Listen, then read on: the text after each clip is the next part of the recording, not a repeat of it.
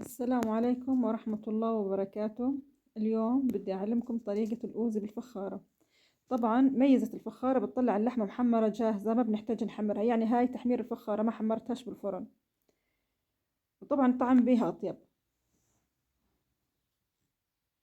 أول إشي بدي أسلق اللحمة يعني بنص ساعة بس، أشيل زفرتها وخلص. يعني مش بدي، ما بدي أستوها لأنه الفخارة بتستوي اللحمة كويس، بس نص ساعة بدي أحطها لحد ما أشيل زفرتها. طبعا انا حطيت اللحمه بالطنجره وبدي احطها على الغاز لحد ما تغلي، واحط عليها مطيبات. الفخاره بنقعها بمي 5 ساعات تقريبا، بس انا الفخاره اللي عندي بترشح مي، يعني خلص هاي اخر استخدام لها. وطبعا الفخار اللي مش مدهون، الفخار المدهون مش صحي ابدا.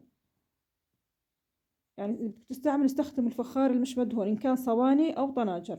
طبعا بدي استخدم الرز الامريكي الحبه الطويله، وطبعا بدي اغسله وانقعه واغسله مره ثانيه، انا عودتكم على هاي الشغله. بعدين اللحمة حطيت عليها المطيبات، بس نص ساعة بدي أحطها على الغاز مش أكثر. الوقت اللي أنا حاطة اللحمة على الغاز بحضر الخلطة للأوزة. بحط بمقلة زيت زيتون، طبعا أنا ما بستعمل غير زيت الزيتون.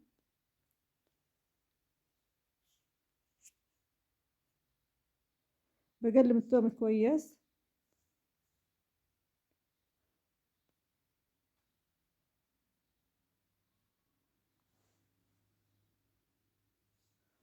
بحط الجزر،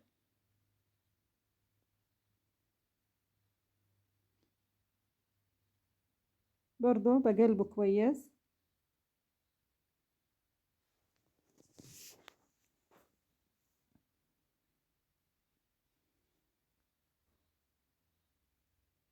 أنا بطبيعتي بحب الأكل الفخاريات، يعني كان الصواني الفخارية أو الطناجر الفخارية، بس طبعا مثل ما حكيت لكم الطناجر المش مدهونة ولا الصواني المدهونة، لأنها المدهونة مش صحي.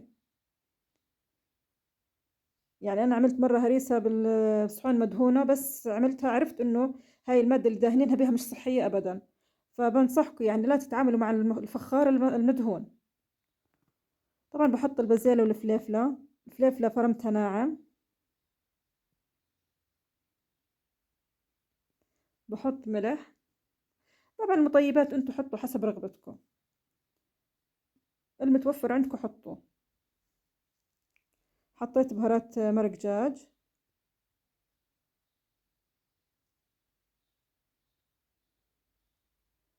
كركم. بقلب كويس.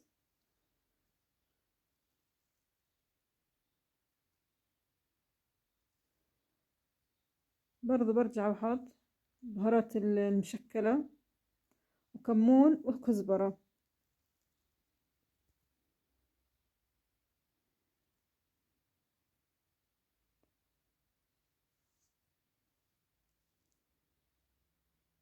بقلبهم كويس.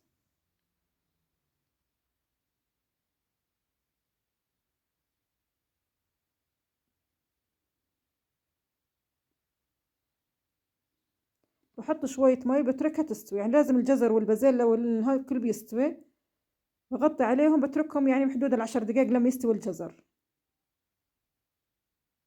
طبعا أنا بالطنجرة بحط ورق زبدة عشان بتسهل علي تنظيفها، وبسهل علي إنه اللحمة ما بتلزق بالفخارة. ببل ورق الزبدة بالمي وبحطه. شايف كيف فردته بقاع الطنجرة، بس يعني أهم شي القاع، يعني بالجناب شوية، مش ضروري كل الطنجرة أحط عليها. أنا بديش، ما بدي اللحمة تلزق بالطنجرة. بعد ما سلقت اللحمة نص ساعة بحطها بالطنجرة، الطنجرة الفخارية. طبعا بعد ما فرغتها من المي الطنجرة. شوف كيف يعني حطيتها على ورق الزبدة، تأكدت إنها ما في على جناب واصلة. طبعا أنا هسه بدي أحط على على الرز البهارات. بهارات أنتوا حطوا اللي بتحبوه، أنا حطيت نفس البهارات اللي حطيتها على خلطة الجزر والبازيلا.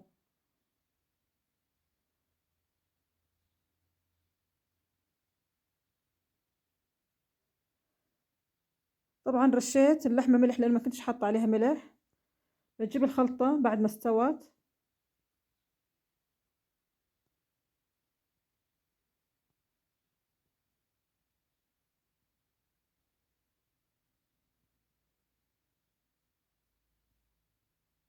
بقلبهم كويس مع الرز.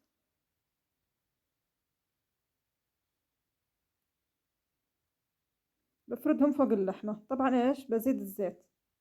انا بحط شوية زيت نباتي لانه الرز لازم نحط شوية زيت نبات عشان ما يضل ماسك على بعضه. زيت الزيتون يخليه ماسك شوي على بعضه، زيت النباتي بيفردهم عن بعض. بس الأغلبية بحط زيت زيتون، يعني الكمية الأكثر. طبعا صفيت مرق اللحمة. أول إشي بدي أحط الرز.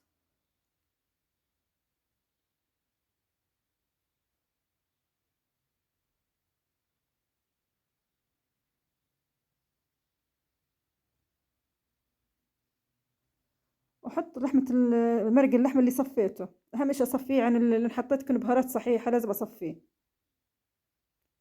بغطيها بالقصدير وبحطها بالفرن، يعني لمدة ساعة ونص ساعتين بالكثير بتكون مستوية. طبعا أنا الأوزي بعد ما استوى معي مبين على الرز إنه مستوي، اللحمة مستوية كثير كانت. بتمنى إنكم تجربوها.